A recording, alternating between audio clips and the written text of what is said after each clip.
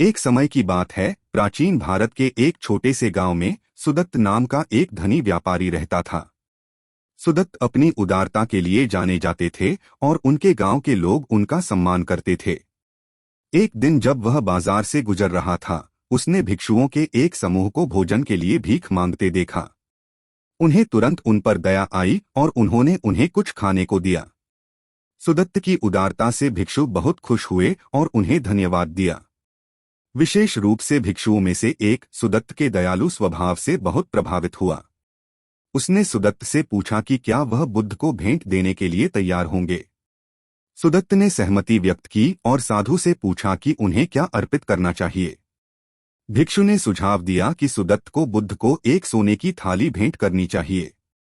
सुदत्त पहले तो झिझक रहा था, क्योंकि उसने इससे पहले इतनी कीमती वस्तु कभी नहीं दी थी।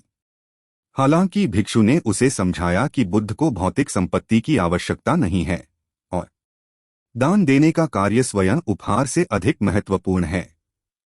सुदत्त आश्वस्त हो गया और उसने बुद्ध को सोने की थाली भेंट करने का फैसला किया।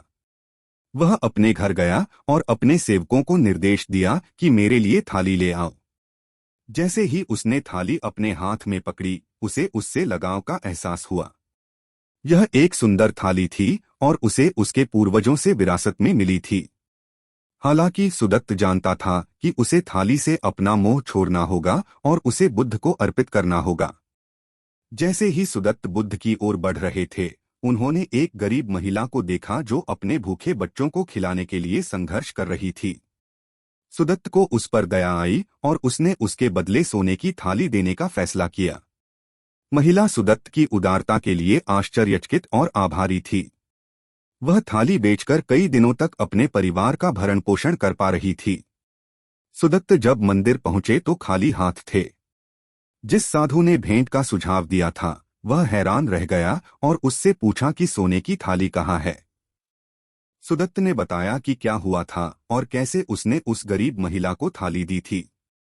साधु सुदत्त की उदारता के कार्य से प्रभावित हुए और उन्हें समझाया कि बुद्ध को भौतिक संपत्ति की आवश्यकता नहीं है। उन्होंने सुदत्त से कहा कि बदले में बिना किसी अपेक्षा के दान देने का कार्य स्वयं उपहार से अधिक महत्वपूर्ण है। सुदत्त ने अपने ऊपर शांति और समझ की भावना महसूस की।